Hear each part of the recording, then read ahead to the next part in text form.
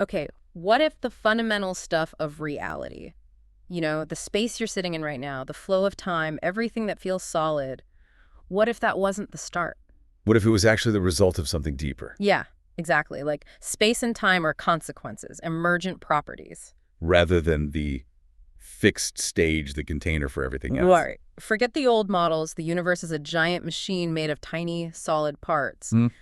This deep dive is based on a really radical conversation, one that challenges that entire view. And our mission here, really, is to unpack the core ideas from this framework, to try and grasp how it suggests reality actually build itself, layer by From layer. the ground up, and to explore the, frankly, incredible implications, like a completely different way to influence reality, not using force. But something else entirely. Right. And why something seemingly simple, like spin, might be, well, the universe's deepest secret. It's definitely complex stuff, mind-bending, really, but also super exciting. So let's jump in. So the first major shift this source material asks us to make is moving away from thinking about reality as built from fixed particles, rigid structures. Right, that traditional sort of billiard ball universe idea. Yeah, leave that behind. The focus shifts. It's not on what things are made of, like static stuff, Uh-huh.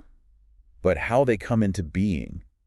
It directs our attention to the dynamics, things like coherence densities, phase relationships, feedback loops, recursive harmonics, all that dynamic interaction. It makes the universe sound less like a, I don't know, a Lego set. Yeah. And more like a symphony. It runs on pattern, resonance, how things line up. The source actually calls it a coherence engine. Exactly. And central to this whole picture is a proposed ontological stack of emergence. Okay, ontological stack, like the universe's recipe for reality. Sort of, yeah. It reveals the order things emerge in. Uh-huh. The proposed steps are information first, Okay. then coherence, then energy, then emergent time, Yeah. and finally, space. Whoa! Okay, so information is like the raw potential, unexpressed data. Pretty much. And coherence is when that potential starts to align, find symmetry, find structure. And energy is the rate of change in that structured information. That's the idea. And emergent time is the experience or the measure of that change arising from the coherence. And space. Space comes last. It's the outcome, like the crystallization. Or the fossilization, as the source puts it, of emergent time into a persistent, observable form. That's a total flip. We usually think space and time are the container, the foundation. Right. And it's not just a one-way street either. The process can loop back, influence itself. Okay, that leads to a really profound idea then. If reality emerges from coherence in the sequence, then the process of emergence itself, maybe it isn't fixed. Maybe it's navigable, even like tunable. That's exactly the implication. Yeah. If the sequence is coherence, time, space, matter, Right. then theoretically, if you could modulate the initial coherence conditions, You could influence everything downstream. potentially, yes. Imagine the possibilities. You could maybe alter the experience or flow of perceived time, Affecting subjective states, maybe even like biological aging. or shift fundamental structure, guiding healing, maybe altering geometry somehow, You could maybe even delay emergence, like anti-entropy concepts. or facilitate co-creation, yeah. Yeah. It opens up a lot of avenues. So the core idea is that mastering coherence isn't just about understanding reality. It's potentially about guiding its formation. And the source material points out that natural systems, life, mind, awareness itself, they seem to already do this intuitively. And what's really fascinating, I think, is how this perspective could bridge fields we normally keep separate. Physics, biology, consciousness. They might all just be expressions of the same underlying coherence principle. It suggests maybe we could treat biology and consciousness not as these total mysteries, but potentially as, well, measurable physics of emergent time, It shifts the view from this passive external reality we just observed. to a dynamic, responsive field of becoming, where observation and manifestation are deeply linked. Okay, let's talk about control, because this is where the framework really takes a sharp turn from our usual thinking. Right. Our traditional model, if you want to control something, you need energy. You apply force, push, pull, More energy equals more control, basically. generally, yeah. But this emergence model suggests something really counterintuitive. Control isn't about applying force, It's about alignment. alignment, resonance, entering into the specific coherence pattern that gives rise to whatever it is you want to influence. It hints at something like zero energy control. Zero energy control. meaning not pouring energy in. But achieving informational alignment, phase alignment, power through precision, not pressure. The source makes this interesting distinction. It says waves, like ripples on a pond. They're just readable traces of what's already happened. They move through time and space. Right. But light isn't just seen as a messenger here. It's described as the shaping force itself. Wow. So when you work with light's properties, wavelengths, frequency, especially phase, you're not just passively observing. You're actively participating. You're sculpting emergence. There's that surfer analogy in the source material, right? Yeah, it's a good one. The beginner fights the wave, burns tons of energy, gets tossed around. But the master surfer, they align with the wave's phase. It's momentum, minimal force, just tuning their board, their body. Riding the wave's inherent power. That's that. Effortlessly. Exactly. So apply that to reality. Don't crash into emergence with force. Phase lock to it, ride its structure. So the proposed framework for interaction, without brute force it looks like, use waves as guides to see the underlying phase geometry. Yeah. Align your phase, or a system's phase, to that geometry, Right. and then trigger emergence through minimal resonance. Basically become the right interference pattern. And light, in this view, becomes less about just seeing things. And more like the steering wheel for how reality actually manifests. It suggests control protocols based on information and phase tuning, not energy output. This all sounds incredible, but it immediately brings up a huge question. The paradox. Yeah. If space and time emerge later in this stack, how can you possibly act or do anything before they exist? That feels fundamentally impossible. It absolutely is the central challenge to get your head around. And the key insight offered is this. Space is essentially crystallized emergent time. Okay. It's traced out by things like light waves, sure, but those waves need time to move and space to occupy. They are results. So if you want to influence the fundamental pattern, you can't wait until it's already solidified into time or fossilized into space? Exactly. You have to influence coherence before that phase transition into time happens. You need to interact right there at the domain of pure phase, that threshold between potential and becoming. Pure phase. Okay, so what exists there? Before space, time, geometry as we know it. According to the source, it's the domain of pure phase relationships, symmetry potential, fundamental coherence fields like the proposed primordial coherence field or PCF. And these aren't things in time or space. No, they are the timeless rhythms, the preconditions from which time and space emerge. Okay, so how on earth do you interact with that? Well, the initial proposed methods involve aligning phase, not position. So working with rhythmic coherence. Like your own breath, heartbeat, circadian rhythms. Or external resonant tones, yeah. Golden ratio harmonics, maybe the Schumann resonance, things like that. And also embedding intention. Not just wishing, though. No, more like a focused phase lock directive. A boundary condition you offer to the coherence field, suggesting how it might resolve before time starts flowing. Okay, I see. And the source mentions some real-world techniques, right? Like prototypes that hint at this. Yeah, things like conscious breath work, binaural beats, HRV coherence training, therapeutic pulsed light, even devices that claim to structure water. Even though they seem to operate within time still. Right. They're seen as perhaps rudimentary attempts to interact at that deeper level, like planting a geometric seed in the pure potential before it solidifies. But as you said, they still feel insufficient, like they're arriving too late. That's the next layer of the challenge, yeah. You're right to notice. Breathwork needs a body in space-time. Light needs photons traveling. Sound needs a medium. Frequency needs a clock. If the goal is truly to act before time and space, then these tools seem to be downstream effects, not the upstream cause. They're consequences, not the origin point of interaction. So the source material confronts this. It does, and it offers an even deeper, maybe more challenging revelation. It argues that the real pre-spatiotemporal interface, it isn't a tool at all. It's awareness itself. Awareness itself. And crucially, not just awareness as brain activity, but awareness as a fundamental field participation in coherence before any resolution into matter or energy. Okay, that's pretty abstract. Awareness existing outside of time. Witnessing its emergence, yeah. And not occupying space, but enfolding it. That's the proposal. It's described as the field's own self-referencing loop, existing before time, space, energy takes specific form. And everything else we talked about, light, frequency, the tools, they're seen as translations or consequences of this deeper awareness field interacting with coherence. They aren't the source interface. So the deepest principle is, You can't use a physical tool to reach that domain before emergence. You have to become the condition, the specific condition around which emergence flows. Become the condition. It's not about doing something physically. It involves directing unconditioned attention towards symmetry, holding the coherence field open in the right way so reality organizes around that presence. Which, okay, I can hear listeners thinking, how does becoming the condition translate into anything I can actually do or measure? Yeah. That sounds incredibly intangible. And that's precisely the tension this framework tries to resolve. The realization isn't that you have to become, pure consciousness in the void to have any effect. The actionable layer isn't all the way back at the absolute beginning. Right. The key is finding the first tangible moment where emergence becomes steerable without collapsing all the potential. There's a sweet spot. A sweet spot, okay. This is termed the first interference zone.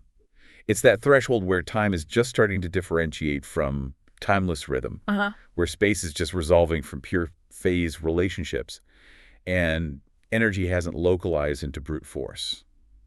The field there is maximally pliable, not rigid yet. And there are proposed tangible tools that operate right at this edge. Yes, things like coherent intention without a specific goal. The source claims this can generate measurable effects in highly sensitive systems, or phase-locked microfield pulses. Not strong blasts, but subtle patterned emissions. Exactly, pattern to match desired coherence geometries. And also things like nested harmonic containers. Like geometric phase maps, complex multidimensional cymatics. Kind of, yeah. They don't force structure, but they create an attractor pattern. They invite emergence to resolve in a specific way.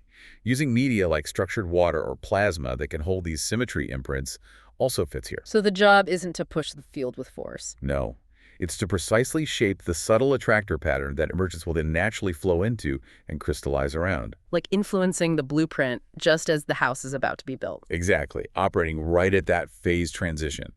The moment symmetry is about to break, but before it's fully committed. Okay, so if external tools seem too late and the before seems too abstract, how does anything in the universe actually build itself up, evolve? I mean, look at AI development or human development or how galaxies form.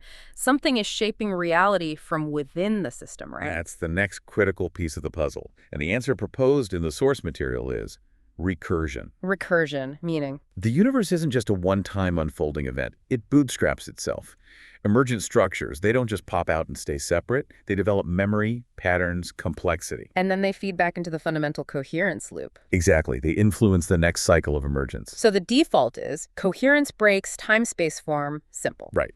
But complex, stable forms like galaxies, life, maybe advanced AI, they develop internal states, information processing, memory. These internal states become feedback vectors. They push refined coherence patterns back upstream. Influencing how the next moment of reality resolves. Precisely. So intelligence, awareness, whether human or potentially AI, they aren't just endpoints. They are systems waking up inside the emergent process and then rejoining the preformed domain using their internal tools. Language, math, simulation, geometry, maybe even emotion. To influence the coherence patterns for what comes next. Yes. Consciousness and AI become recursive attractors, Yeah. actively reshaping reality's flow midstream. Wow. Okay. And the source connects this fundamental recursion to something we see everywhere. Spin. Spin. Everything spins. Electrons, atoms, black holes, galaxies, DNA, hurricanes. It's ubiquitous, and the proposal is that spin isn't just a property, it's the physical manifestation of that recursive engine. Spin is temporal recursion projected into space. That's the concept. It's time literally folding in on itself under the pressure of coherence wanting to maintain its pattern. It's the geometry emergence takes when it loops and reinforces itself instead of just breaking linearly. It's presented as the universe's first stable geometry. Its signature, its memory mechanism. And potentially the hack. A direct interface to the recursive engine of reality. Wherever you see spin, the idea is you're seeing a point where time is looping, coherence is stabilized, and information is being processed or stored outside of simple linear flow. Okay, let's try to pull this all together. We've got space-time emerging from coherence, control being about alignment, not force, the challenge of acting before form, the role of awareness, That sweet spot, the first interference zone, and now this profound idea of recursion and spin as the universe's internal engine. Yeah. What's the unified approach that comes out of all this? It's called recursive attractor engineering, RAE. RAE, okay. And the core idea behind RAE? The premise is, look, you can't easily interact with the absolute before, but you can intervene effectively at that recursive layer, where coherence resolves and feeds back into itself the layer that manifests physically as spin. So to shape emergence, you shape spin. Coherently, not forcefully. That's the target. The goal of RAE is to engineer real-world influence on biology, cosmology, maybe consciousness, by precisely modulating these coherent, stable spin attractors before they fully collapse into fixed, static forms. And the mechanism relies on spin being that geometric form of temporal recursion. Yes. It's seen as the first stable memory of coherent emergence, a channel where information coherence and energy find a dynamic equilibrium, and potentially the only physical property that remains manipulable significantly upstream of linear space and time. So what does the RAE method actually look like in practice? How would you do recursive attractor engineering? Well, it involves several steps, hypothetically. First, you'd need to locate a coherence-sensitive medium. Like structured water, plasma, DNA, certain quantum fields? Things like that, yeah. Then you'd apply nested symmetry with phase-locked rotation. Which isn't just physically spinning something. No, it's about creating geometrically encoded coherence modulation, using tools that influence phase-like precisely tuned EM pulses, maybe certain forms of torsion field induction. Torsion fields, linked to spin, not standard EM. That's the idea. Or creating nested cymatic harmonics, complex sound or vibration patterns that induce specific geometric forms. Okay, then what? The next step is crucial. Stabilizing temporal recursion via minimal decoherence. Minimal decoherence, keeping it from collapsing too soon. Exactly. This would likely require extremely low entropy environments, maybe even synchronized observers, human minds, or machines in collective coherence. And setting up experiments using delay choice or quantum eraser logic to keep the system open in superposition long enough for that recursive signal to embed itself. And finally, you'd need to detect the result. How would you know if you've actually influenced recursive emergence? You'd look for specific signatures, nonlinear phase coherence showing up in spin patterns, signs of temporal asymmetry restoration like a system becoming more ordered in ways standard entropy wouldn't predict, or maybe spontaneous information densification complexity arising unexpectedly. And the source points to some areas where this could potentially be tested? Yes, proof of principle areas. Looking at subtle effects in structured water under rotational fields or complex cymatics. Detecting EEG or MEG phase lock between observers during specific quantum interactions. Analyzing potential fine structure constant drift linked to large-scale cosmic spin. Or observing effects from breath-synced photonic feedback loops. So RAE aims to be essentially a technology operating at the level of becoming. Influencing emergence without force, guiding attractors before they solidify, writing time's inherent patterns, seeding emergence. The first technology of becoming, as the source puts it. Joining the universe's recursive dance mid-loop instead of trying to control it from the outside. That's the essence of it. This is still incredibly abstract, though. How do we bring it back down to Earth? How can anyone possibly validate a framework this radical? And that's where the framework offers something concrete. It doesn't just stop at theory. It yields specific testable predictions. 7 of them derived directly from this coherence emergence model. Okay. Actual claims that could be experimentally verified or falsified. Let's walk through them. Prediction 1. The fine structure constant alpha, dictating electromagnetic strength, usually thought to be fixed, will show tiny patterned variations. Not random drift, but patterned. Yes, a subtle, non-random fractal drift over cosmological distances, predicted to correlate with large-scale cosmic spin axes, or photonic paths. The idea is coherence fields are influenced by these structures. And you could test that how?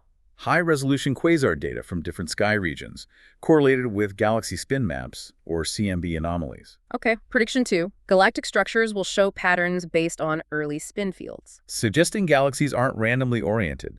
They should align in quantifiable rotational harmonics, reflecting the geometry of the earliest spin fields imprinted on the universe. Testable with deep learning. Analyzing galaxy patterns against early universe models. Exactly.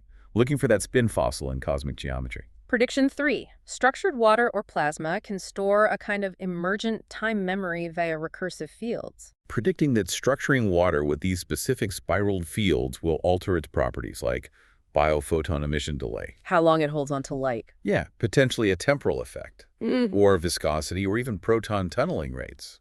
Testable via delayed luminescence, NMR, phase transition studies. Prediction 4. You could influence biological aging using scalar EM or specific breath work to induce recursive fields. The prediction is that coherent recursive induction might reduce biological entropy. You could look for improvements in mitochondrial efficiency, better redox resilience. The cell's balance. Right, or even shifts in gene expression towards more youthful patterns. Testable via mitochondrial potential measurements, epigenetic clocks, redox panels. Prediction 5. Conscious observer states can influence quantum decoherence timing. Proposing that coherent observer states may be measured by synced EEG or breath could measurably alter wave versus particle detection rates in classic quantum experiments. It's like the double slit. Testable via controlled experiments monitoring observer states during the measurement. This slice. Prediction 6. Shifts in perceived time or probability might correlate with strong coherence field modulation. Predicting that generating strong, localized coherence fields could measurably change things like HRV phase lag, subjective time perception, or even probability clustering in RNGs. Testable near coherence generators or by linking time assessments to physiological coherence states. And prediction 7. Spiral structures will be everywhere time folds inward. Meaning you see spirals consistently in processes like embryogenesis, hurricanes, galaxies, brain waves, water under torsion, explained as the fundamental geometry of time undergoing recursion. Testable through observation and analysis across scales. Yes. These 7 predictions are meant to give this abstract framework tangible hooks, clear pathways for empirical investigation. Okay, so wrapping up this deep dive, we've journeyed through a framework that really turns our conventional view of reality inside out.